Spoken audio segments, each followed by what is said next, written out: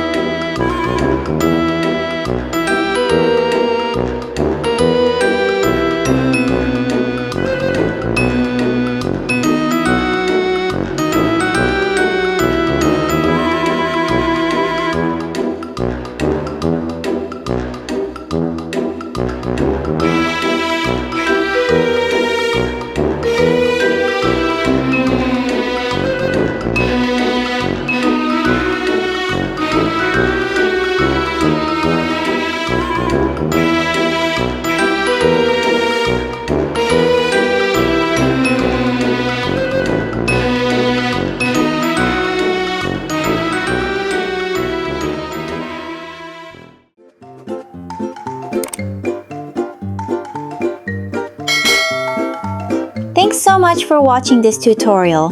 If you enjoyed it, please like, share, and subscribe to Cute Thing Corner for more kawaii drawings. Don't forget to share your finished drawing on Instagram stories and tag us. We'd love to see your art.